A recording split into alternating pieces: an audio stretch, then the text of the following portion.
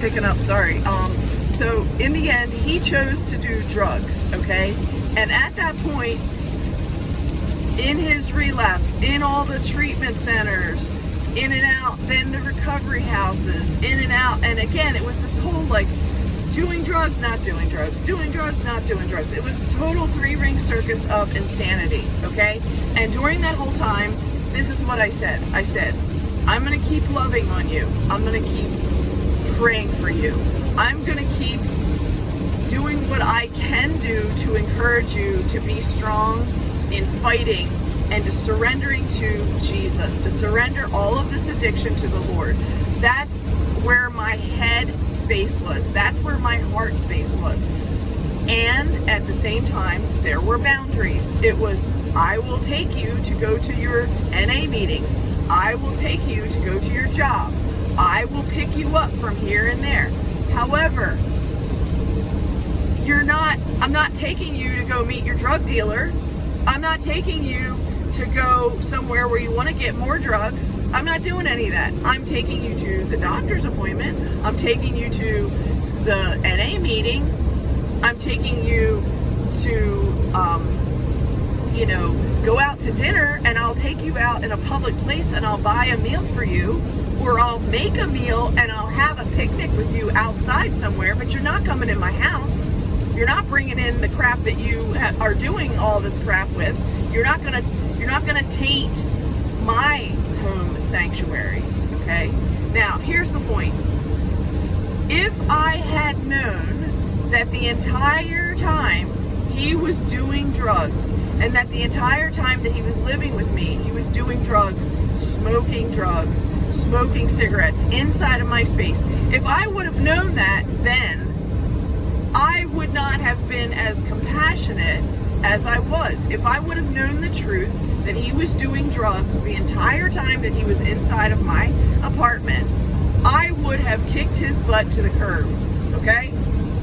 If I found out even sooner than that. The point is, I didn't know. He hid that from me. And that is where this whole thing of drug addicts have hidden behavior.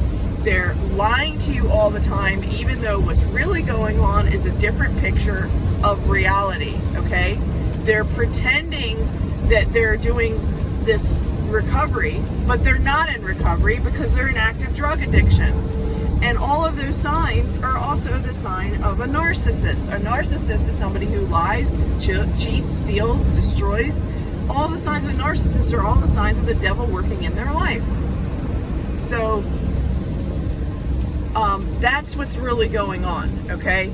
And at that point, when you discover that, wow, he's not doing what he said he was going to do, and his words are not matching up with his behavior. He's lying, okay? And then you catch them in the act of lying, and you're like, that's not what you said. You said you were going to do this, and you did something else. No, I didn't. Well, what about this, on this credit card statement?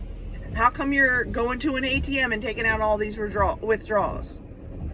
That's my point. My point is the lies, and when I could prove that he was doing something other than what he said he was doing, it was like he got caught, and then it was like, oh, I got caught, I don't want to get caught, so let me do all this other stuff. So then it was like another strategy to do more stuff that was hidden. Do you get what I'm saying? It's this whole thing of like covering up. Now, here's my point. If I would have known the entire time that he was doing the things that he was doing in active drug addiction, I would not have chosen to be in a relationship ever with someone who was in active drug addiction. But I chose to be in a relationship with someone who explained that they were in recovery, and who explained that they were in, that they had been clean and sober for 31 years. I thought I was with someone who had mastered, a surrender of the drugs. But the reality was, his whole thing was a big fat lie, okay? So I was the one that was deceived.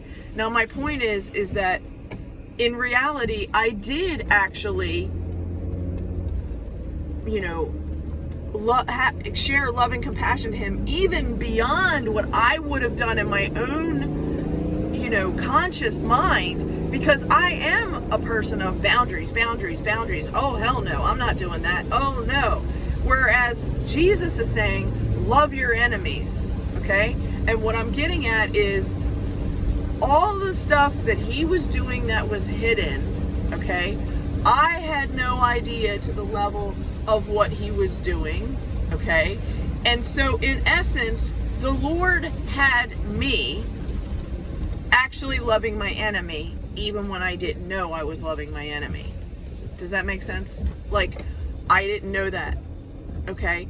And that's where I'm trying to say that, we are encouraged to love our enemies. We are encouraged to help those that persecute us. We are told to love people that are harming us. And the point is, in reality, I did. Not even that I knew it consciously, but I did. And that's where sometimes God is pushing us in a certain way, and we don't even understand it at the time. Now, in summary, okay, we are called to love our enemies. We are called to encourage and help people. We are called to bring, love and compassion and grace and mercy to other people. And let me tell you, when someone is a drug addict and they're doing all the crazy 3-ring circus things that they do, it's hard, very difficult to love an addict in active addiction. It is by far the hardest thing that I've ever had to do. And although I did it completely imperfectly and not good, meaning I didn't do it very well, it was very difficult to love someone who was stealing from you, and love someone who had multiple, porn dating sites and hookup sex dating sites while you're engaged to them. It's very difficult to extend grace to someone when they're annihilating your finances and emptying your bank accounts and emptying everything of assets you've built up over a lifetime. It's very hard to love someone through that. But the thing is, God's grace kept that hidden from me, so I didn't even know that all of those things were going on when they were going on. I only found out after he died that those things were going on. So it was like God was using me as long as he used me to be a encouraging force in Eric's life while he was alive, even though I didn't even know half of the truth that he was really doing to me and against me. I didn't know that, because if I did know that he was doing all those things against me, I would have cut him off. I would have been like, oh, hell no. Okay? Because I have strong boundaries, and that's what I would have done. But I continued to do the helpful things that I was doing, not knowing that he was doing all the evil wickedness against me while he was doing against me, even though I didn't know that he was doing those things. Okay? So what I'm getting at is, God still used me in a capacity of love your enemy, even though I didn't know I was loving my enemy while I was loving my enemy, until after he died. And then I discovered, wow, I actually was loving my enemy, not knowing I was loving my enemy.